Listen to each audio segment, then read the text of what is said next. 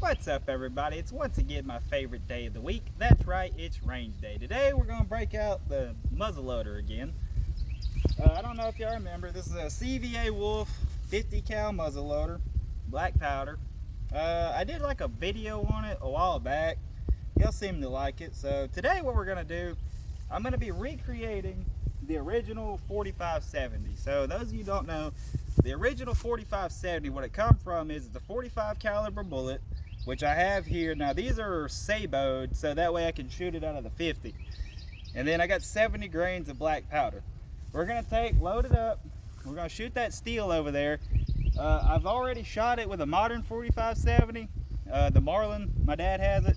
His gun, all I got's the Derringer. It ain't pushing 4570 numbers, but we're gonna recreate the old school 4570 that they hunted buffalo with. I mean, everything. And we'll see what she does. So, 70 grain. Put that in there.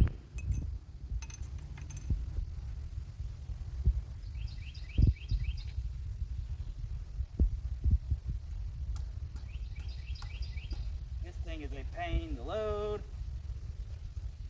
I broke my starter. My last video they said to get a starter.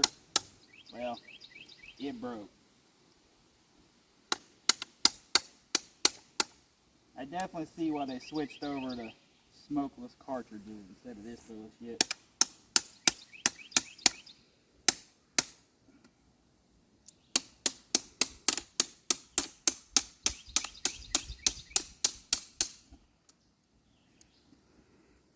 There we go.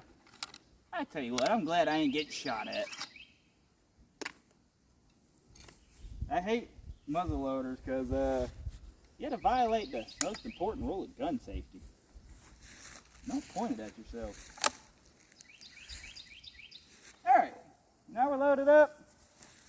The original 4570 round. Let's see what she does. I'm going to aim about the middle of that plate. This thing didn't come with sights, so... Smoke cloud, making the Great Plains buffalo extinct in 3, 2, 1.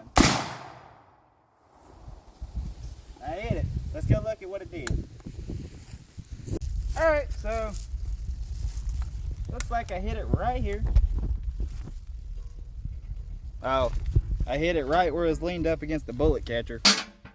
Now, well, we're gonna ignore that one because I did a test shot. That's with it not having any bracing. So as you can see, it's quite nasty. Now that's with a soft, hollow point lead round. I think these are those are jacketed hollow points I hit it with. I mean, it's about 1/4 inch deep or so. And on the back side here, it leaves a nice little dent. Even on this one where it had some support, it still left a really nice dent.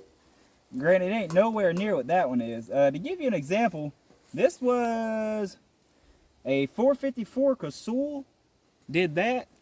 This was the 500 Magnum, and then this was the 460. Now, a actual modern 4570, we hit this with a 430 grain plus P barrel load, and that's what it did out of a lever action rifle. It quite the substantial difference from what it used to be to modern. But I think that about covers the original modern versus original 4570. We're gonna reload with the 50 cal that these are originally intended to shoot, and then I'm gonna use my Pyrodex powder pellets, and we're gonna see if that makes a difference. Alright, so here we are. These are the Pyrodex. These are 50-30s for 50 calibers.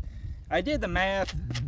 I want to say these with my Hornady 50 cal projectiles, if I can find them, they should be hitting with about 1730 foot-pounds, I believe it was. I'm gonna have to dig through them. Anyway, so we're gonna see what that compares to versus the original 4570. I don't have a chronograph. I don't know how fast it was moving or the energy output. I do know the energy output of this next shot, so we'll use that for a comparison. All right, kill it. Alright, so I found my Hornady projectile. I think these are power belts. These are 300 grain, 50 cals. They have this hydraulic, well, it's plastic, but it's supposed to work like a hydraulic press. Whenever it hits something, it forces the bullet to spread out more. So we're going to see what this does versus our target. Alright, so now I got my power belt, 300 grain, 50 caliber hollow point, loaded up with 2 Pyrodex 50-30 pellets, and it should be about 1730 foot-pounds. If I remember correctly, I want to say it's moving about 1600 feet per second. Don't quote me on that. I'd have to go in and look it up again. But here we go. Shooting about the same spot. Well, this did a lot worse. As you can see, it just kind of hit it, and I guess because it's a hollow point, soft lead, then it's got that expansion tip on it. It didn't even dent the backside. See that's where it hit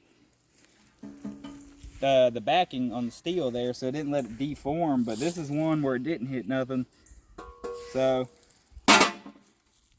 in conclusion, I think for penetration, your best bet for your muzzleloader would be a Saboded 45 out of your 50. 50 cal just, it's big. I mean, it's big, and then like I said, I got only 50 cals I have are hollow points, so they're just gonna expand. Granted, the 45, that was a hollow point too. Like I said, it's nothing to do. It ain't got nothing on the modern 45-70s, but I could definitely see it taking down a buffalo. Well, as always, be sure to like and subscribe. Let me know if you want to see more about the muzzleloader. Thank y'all, and as always, have a good one.